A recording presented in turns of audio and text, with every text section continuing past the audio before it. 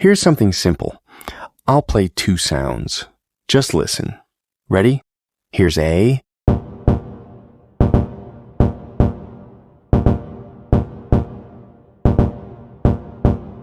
And here's B. Don't label them. Don't overthink it. Let your perception do its thing.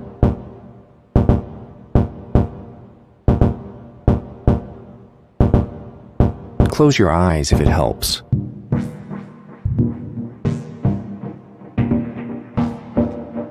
Or stare at the spectrum dancing on the screen.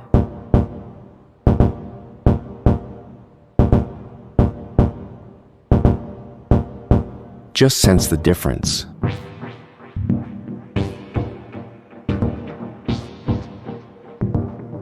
You can do this. You've had this ability long before we even had language for it.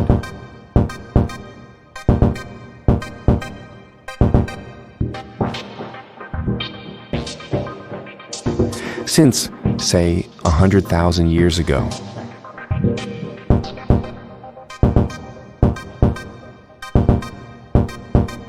That feeling you've got right now, hold on to it.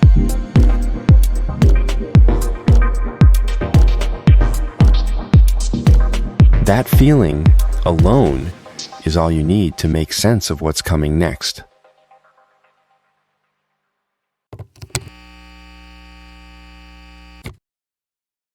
So, you're still here, which means you're probably wondering how to get that sound, what people often call an organic sound. A phrase we've all heard, right? It's everywhere, and yet, weirdly, we all kind of know what it means.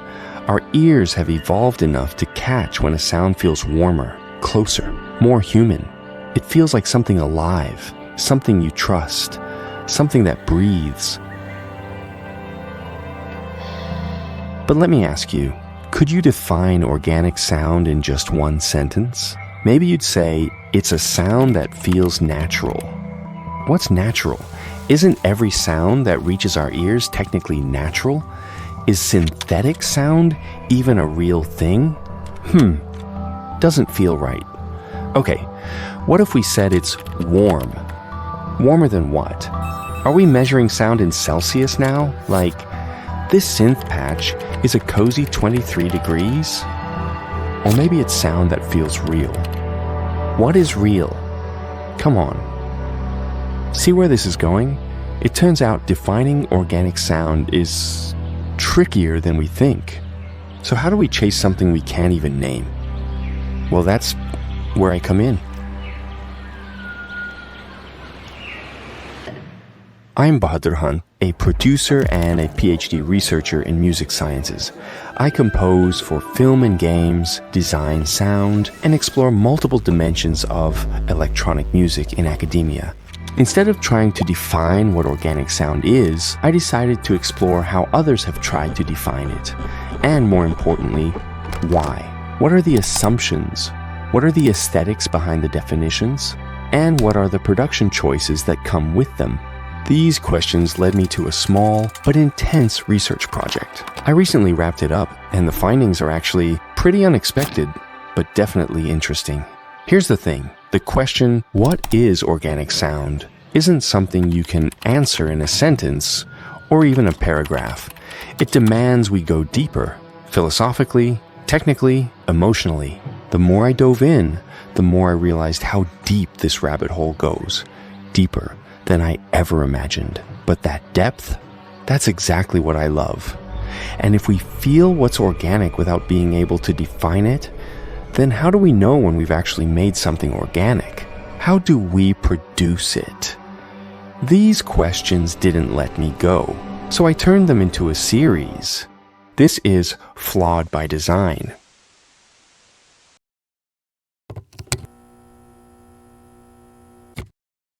In a previous video, I mapped out the history of Western music, not to oversimplify, but to make a point.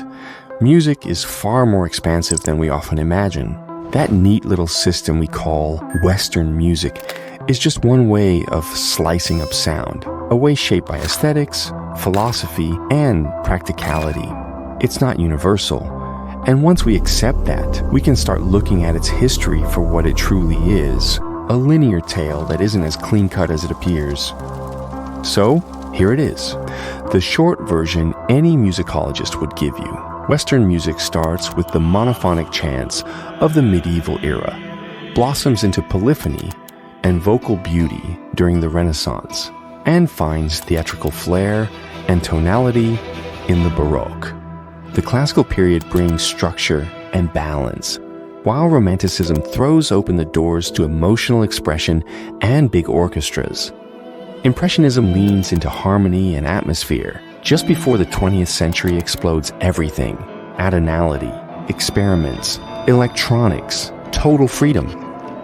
Progress became entropy, and with it, rules started to dissolve. And today, in the 21st century, genres bleed into one another. Digital tools dominate. Postmodernism throws away the idea of a single truth in sound. It's a beautiful mess. But here's something you won't find in a textbook. Around the late 20th century, something quietly broke the timeline. Something small, humble, but world-changing. Transistors. Yes. Those tiny bits of circuitry ushered in a new era where sound wasn't just played, it was built. First, we tried to mimic the real.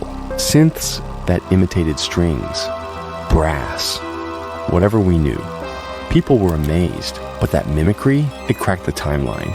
Because from that moment on, we weren't just playing music, we were designing it.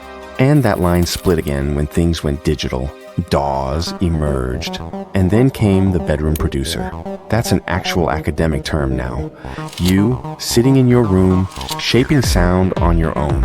It's become an entire movement. Now something strange happened in this new digital age. Instead of chasing the future, we started looking back. Suddenly, everyone wanted retro, tape warmth, vinyl crackle, analog hiss. We started missing the flaws, craving them even. Culture began looping on itself. The late Mark Fisher called it the slow cancellation of the future. He heard it in Burial's music.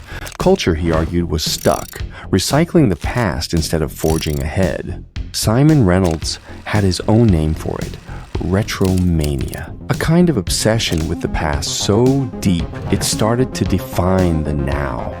And yes, music got caught in that loop too. Let me help you think through this. All of it connects to one idea. Have you ever used a tape emulator? A cassette simulator? Probably. What about a bit crusher? Have you ever added noise to your track?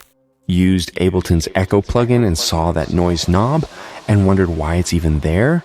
Or flutter, hiss? Ever used Unison mode? Layering slightly detuned voices to make things feel richer? Or straight up detune a synth for that unstable vibe? Why do we do that? Why damage sound intentionally? Wasn't digital supposed to be about perfection? Didn't we worship clean mixes for years? So, what changed? And here's the kicker. Have you ever compared analog mastering to digital and, without even meaning to, thought the analog version just felt better? That right there is the past meeting perception. My friends, these are echoes of the past. The warmth we feel, it's not just in the tone, it's in the imperfection, the humanness, the almost broken. That's the soul of the organic sound. Controlled flaws, intentional artifacts, imperfection by design. That's what we'll be chasing through this series. Let's move a layer deeper. To understand what we call organic sound, I conducted a focused qualitative research project, not to chase a singular definition, but to map the mess, because that mess is meaningful. I examined online production forums, blog articles, YouTube tutorials, and Reddit threads, spaces where real producers articulate what this elusive quality means to them. The results? Fragmented, yet surprisingly aligned. Here's what I found. Nobody agrees, and yet everyone's certain they know. Across platforms, 6 recurring traits emerged: natural, warm, textured, alive, unprocessed, and yes, flawed. These aren't technical categories, they're emotional cues. And this last one, flawed, is the most fascinating. Not chaotic flaws, not brokenness, but fine flaws. Take a moment. How would you define organic sound? Drop your version in the comments. Here's the paradox. In a world obsessed with clarity, precision, and digital perfection, the organic is perceived through imperfection, fine flaws, intentional irregularities that echo humanity. They're micro instabilities, spectral variations, slight timing drifts, modulation randomness, and subtle noise layers that give a sound its unique fingerprint. These aren't mistakes. They're signals of life. We tend to romanticize analog gear, tape hiss, oscillator drift, saturation. This nostalgia masks a deeper need to bring back presence and imperfection where only sterile precision remains. Rather than a property of the source, organic sound operates as an effective construct, signaling human presence through aesthetic imperfection. And there's something else, something cultural. The idea of organic sound wouldn't have spread without the internet. It's a meme, a cultural code, propagated through repetition. This isn't an academic movement, it's a collective instinct. What's astonishing is how quickly it formed an aesthetic consensus. One could examine the idea of organic sound from a more dystopian perspective. Think of Adorno, Horkheimer, Baudrillard, or Sennett. Perhaps this warmth we're chasing, this so-called organic feel, is not a genuine return to authenticity at all. Maybe it is a constructed desire, aesthetic nostalgia, engineered and repackaged. Those who can't remember the past are condemned to have it resold to them forever. That ultimately was Fisher's warning. Perhaps that's exactly what this is. That's probably a whole other video anyways. If this video speaks to you, help it breathe. A coffee does that. Thanks for the support. Let's go even deeper. In the research, I created a diagram mapping how both human expression and machine coloration shape this perceived organic quality. On one end, accentuation, timing, intuition, the touch of the performer. On the other, tape hiss, harmonic distortion, pitch drift, the texture of the medium. What unites them is the imprint of imperfection, and when we simulate or preserve these artifacts intentionally, we design the organic. The focus has shifted from the fidelity of real instruments to the simulation of realism through production techniques, simulating the presence of presence, and that is where the organic meets the hauntological. So now we face a practical question. If organic sound is defined by imperfection, how do producers actually create it? What techniques bring these subtle, humanizing flaws to life? This is where craft truly begins. Because if organic sound is more than a concept, if it's a feeling, then understanding the tools and methods behind it becomes essential. From what I researched, many methods shape organic sound. But in this episode, we'll focus on just one. Subtle, but powerful, random fluctuations. Drawing inspiration from the unique characteristics of analog circuitry, these micro-drifting modulations infuse synths with a sense of breath and provide motion to static textures. They're not abrupt or chaotic. Rather, they're low-level, continuous, and often barely perceptible instabilities that mimic how real-world systems behave. Think of the gentle wobble of a tape reel, the slow detuning of a vintage oscillator as it warms up, or the inconsistent flutter of a voltage-controlled filter responding just slightly differently each time. In digital terms, this can be emulated through slow, low-frequency oscillators with randomized waveforms, jitter and modulation timing, or even noise generators subtly routed into pitch, amplitude, or filter parameters. These variations generate an impression of motion amidst stillness, a sensation that the sound is vibrant, always somewhat fluid. random fluctuations evoke the tactile, imperfect beauty of physical instruments. They transform sterile tones into expressive ones, not through complexity, but through unpredictability. Now, I'll take you through my approach to adding random fluctuations within a dub techno structure, showing how subtle modulation can breathe life into even the simplest loop, adding depth to repetition. Dub techno is one of the rare genres that embraces this philosophy aesthetically, where instability becomes texture. This is why I'm deeply passionate about its spatial depth, minimalism, and conceptual richness. As a musicologist, I've explored dub techno in several studies and authored a comprehensive book that explores its history, aesthetics, and production techniques. You can find the book on Amazon with the PDF on my Patreon. I also teach a Udemy course, The Art of Noise, covering noise in music. It's perfect for beginners or those wanting a fresh perspective. There's a 30% discount now, and students can contact me for free access. Okay, let's design a basic dub techno structure to work with, beginning with a kick.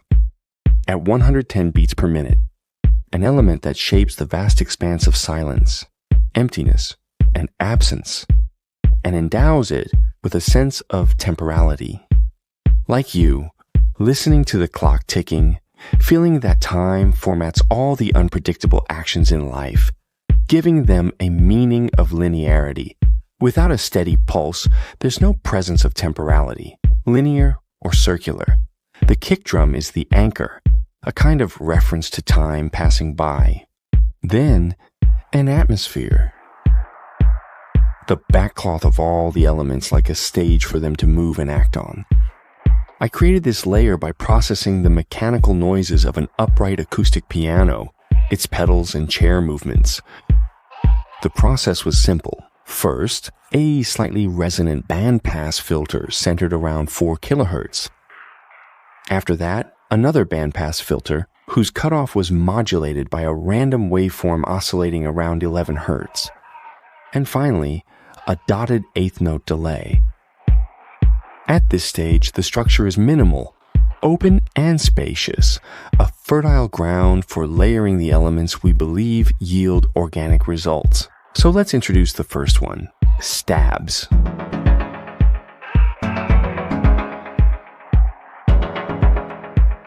This is a stab layer synthesized using Ableton's wavetable. This was my starting point. And this is where I've arrived after improvising a bit. As you can see, multiple parameters are being modulated, subtle movements, random fluctuations. We'll dive deeper into this layer and explore what's really going on under the surface. But before that, let's bring in a few more elements and see this layer in action, shall we? For instance, how about adding a second stab, one that plays along with the rhythmic flow here, maybe even responds to it a little.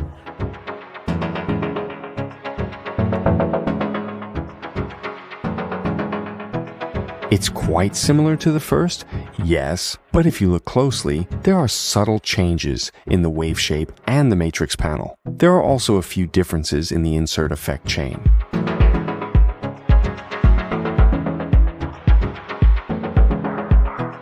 On Patreon, both the stab preset with its creative hands-on controls and the ALS file of this small structure you're hearing right now are available. You can explore them up close at your own pace. It might open some new doors for your sound, and it also helps me keep doing what I do. Let's keep adding some other layers, like a sub-bass, for example. It's got that subtle glide, a little nod to its dub roots. It doesn't just follow the steady pulse, it complements it. Imagine a lifeless sphere, perfectly still, and then it begins to wobble, as if it's breathing deeply, animated by some inner core of energy. It starts to move, to evolve, no longer just a rhythm, but a living motion. Maybe we add a hi-hat too. For now, it's enough to get a sense of the overall structure. That way, we can return to the first stab layer. Now, To create this kind of alive and imperfect stab, let me walk you through the key details I personally consider essential. Let's start from the ground up. First off, yes, you'll need a chord progression. I'm planning a separate video that goes deeper into the music theory behind chord progressions in atmospheric dub and dub techno. What kinds of harmonic movement really work in these genres? But for now, here's the structure I'm using.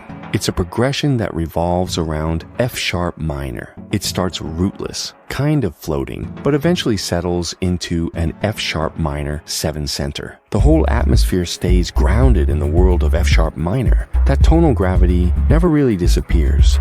Before even picking a wavetable shape, there's something important to consider. Rather than just simply keeping unison off, it's worth exploring the different unison modes and choosing one intentionally. Unison, in simple terms, plays the same note through multiple slightly detuned oscillators. That detuning thickens the sound, makes it feel wider, more dimensional. You can select how many oscillators run simultaneously. I'll leave the experimental part to you. For this walkthrough, I went with position spread mode and set each wavetable to run with 6 oscillators. Now let's take a look at the wavetable panel. As you probably noticed, I didn't go with basic wave shapes here. Instead, I chose more complex ones. While simple wave shapes offer a stable singular character, complex shapes carry harmonic richness and micromotion, qualities that help create a more organic and alive perception of sound. I'm especially drawn to the retro and vintage collections. If I want something nuanced but don't feel like diving into FM synthesis, I often spend time exploring those collections. I usually designate either oscillator 1 or 2 as the main source and keep the other at a lower amplitude, just enough to blend and color the sound. But that's entirely up to you. It's an open space for experimentation. Now pay attention to the effect modes here. You've got FM, classic, and modern options, each with its own set of parameters. Using these, either statically or with modulation, can lead to some incredibly rich and unique textures. And here, detune acts as a fine flaw, a subtle imperfection that actually widens and deepens the perception of the sound. In this case, I applied +6 cents of detune on oscillator 1 and -3 cents on oscillator 2. Modulation and MIDI matrices in Wavetable are incredibly useful when it comes to designing organic sound. You have 2 envelopes and 2 LFOs here, and you can map them freely to whichever parameters you like, creating motion, nuance, and variability in your sound. I only assigned envelope 1 to control the filter cutoff. That alone gave me a pluck-like character. Of course, I could have taken it much further. Let's take a closer look at the modulation matrix. Here, I've routed LFO1 to modulate the cutoff frequency and LFO2 to modulate amplitude. Now, this part is key. By selecting the random waveform type for your LFOs, you can start laying the foundation for those subtle fluctuations we talked about earlier. For example, with LFO1, I created a gently randomized filter modulation, running at 1/8 note divisions. The movement is slight but perceptible. It breathes. LFO2 operates at a much slower rate, but follows the same principle, this time modulating the amp. Both together help introduce that fine instability, the kind that makes the sound feel less static and more alive. Now, onto the MIDI matrix. There are some important details here too. First, random is one of the most flexible modulation sources available. You can map it to all sorts of parameters, and in fact, you probably should. Here, I used it to modulate the position of both oscillator 1 and 2, the cutoff frequency, and the release time. Take a moment to look at how small these values are. Subtle, but definitely perceptible. And we both know why that matters. You see, without even dragging a single LFO onto the channel, we're already generating random fluctuations just by using the matrix panel. Keep in mind, almost everything in Wavetable can be modulated, and it's well worth it. That goes for filter cutoff and resonance too. Small gestures, big difference. By now, you probably understand why these micro movements matter. where their aesthetic value comes from. Aside from all that, phaser is perfect for creating a hazy, washed-out effect. Since we've already introduced elements like detune and unison mode, it's important not to overdo it. But still, phaser or even chorus effects can really help enrich the texture. Just remember, subtlety goes a long way here. The modulation and character tabs of the echo are just as important. They're playful tools, perfect for modulating delay time and filter frequencies, whether randomly or in a more controlled way. In the Character tab, you'll find parameters like noise and wobble, and everything you see there contributes directly to the aesthetic of random fluctuation. Technically, these parameters modulate subtle variations in delay time and filter characteristics within the echo effect, creating a dynamic, imperfect repetition that mimics natural, organic irregularities rather than sterile, mechanical echoes. So that's where we'll leave it for now. Thanks to everyone supporting this journey on Patreon and YouTube memberships. As always, love from the other side of the world.